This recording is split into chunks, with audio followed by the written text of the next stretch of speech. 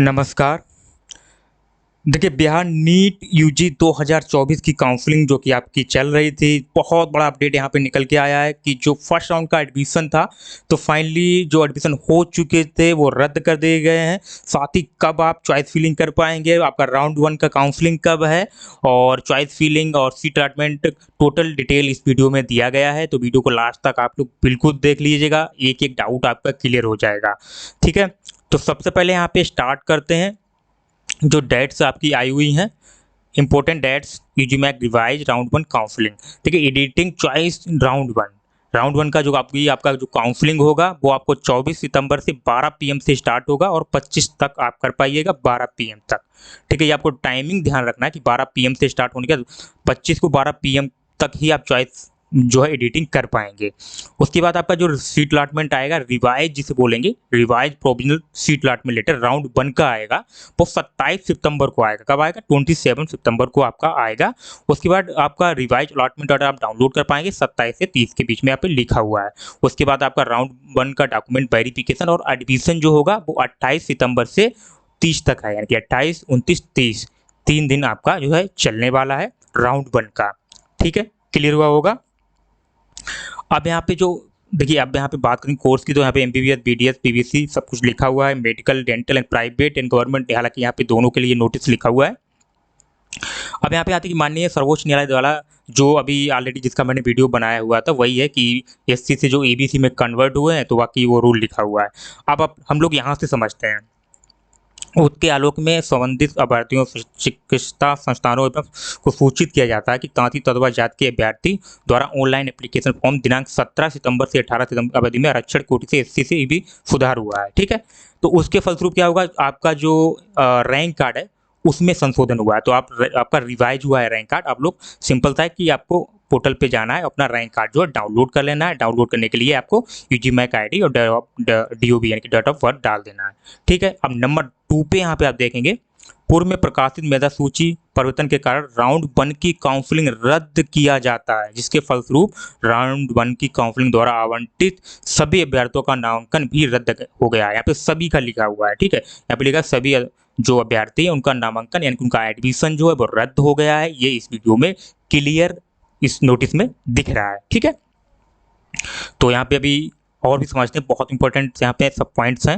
Number 3 में यहाँ संशोधित मेधा सूची आधार पर राउंड 1 एवं राउंड 2 की काउंसलिंग की प्रक्रिया पुनः नियमित की जाएगी, यानी कि जो राउंड 1 राउंड 2 की काउंसलिंग है वो फिर से आपकी की जाएगी, फिर से आपकी काउंसलिंग जो हो गई, यानी कि आपका यानी तरीके से फिर से काउंसलिंग होने जा रही है। फर्स्ट राउंड का काउंसलिंग होगा, फिर आपका सेकेंड राउंड का काउंसलिंग होगा। क्लियर हुआ होगा। नंबर 4 में वैसे अभ्यर्थी जिनका राउंड 1 काउंसलिंग हेतु चॉइस फिलिंग किए थे और एवं वे अगर अपने द्वारा भरे गए चॉइस किसी तरह से संशोधन करना चाहते हैं, तो वे दिनांक 24 से और जो कि 25 तक अवधि में चॉइस अनलॉक कर एडिट कर सकते हैं। मतलब सिंपल सा है, जो बच्चे चॉइस फिलिंग किए थे, ठीक है, तो चॉइस फिलिंग आपका देखिए वही रहने वाला है, लेकिन अगर आप उसमें संशोधन करना चाहते हैं, एडिटिंग करना चाहते हैं, एडिट करना चाहते हैं, तो आप कर सकते हैं 24 से लेके 25 तक। अगर आप नहीं करना तो कोई इशू नहीं है, लेकिन 24-25 को एडिटिंग का मौका मिलेगा, आप एडिट कर सकते हैं चॉइस फिलिंग। कौन? राउंड 1।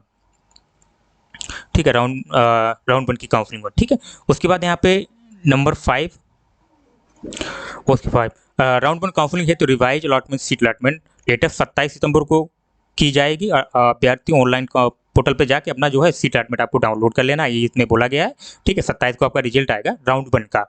ठीक है, अगर उसमें क्या होगा, अगर मान के चलिए उसमें अगर आप उस सीट से संतुष्ट नहीं है, सिंपल वही फंडा है, अगर आपको संतुष्ट नहीं है तो आप अपग्रेड कर लेंगे।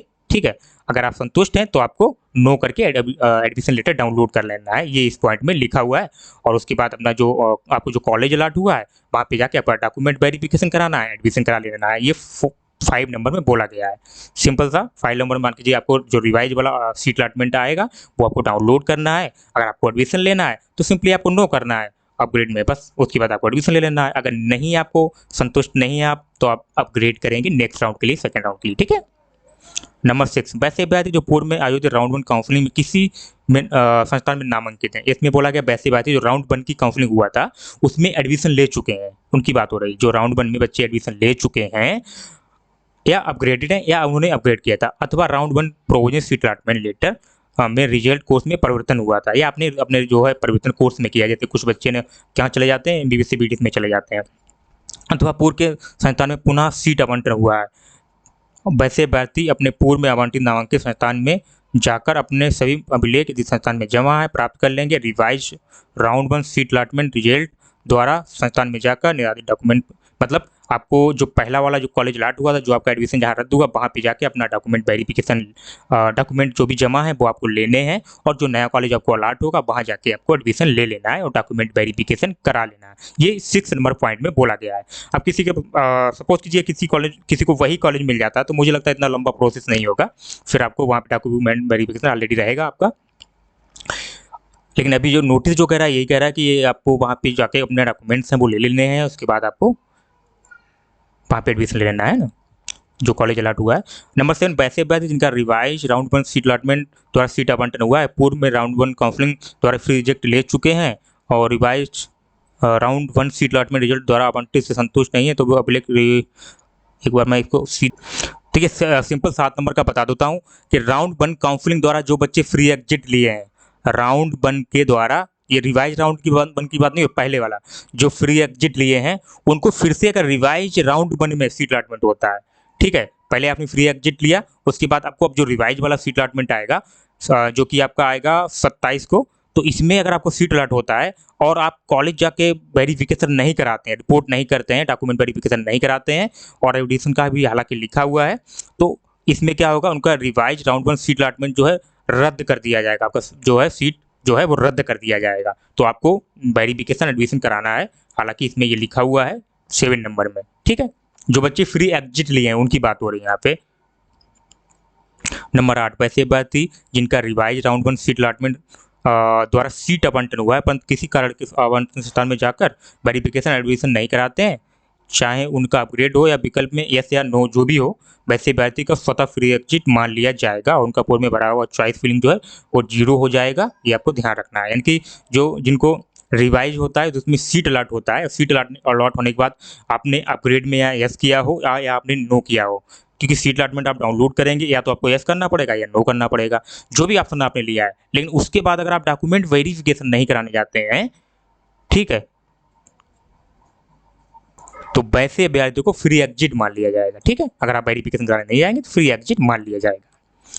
इनका बस का पहले से जो भी आपने चॉइस फिलिंग किया है वो 0 हो जाएगा, और वो राउंड 2 की काउंसलिंग में अगर पार्टिसिपेट करना चाहेंगे तो पुनः फ्रेश चॉइस फिलिंग उनको भरना होगा, ठीक है, और एलिजिबल फ्रेश चॉइसिंग भरना होगा, अन्यथा वो राउंड 2 की काउंसलिंग हेतु एलिजिबल नहीं होंगे, ठीक है। फ्रेश चॉइस फिलिंग आपको भरना होगा, फ्रेश चॉइस फिलिंग भरना होगा, फ्रेश चॉइस फिलिंग नहीं करेंगे तो आप एलिजिबल नहीं होंगे सेकंड राउंड के लिए।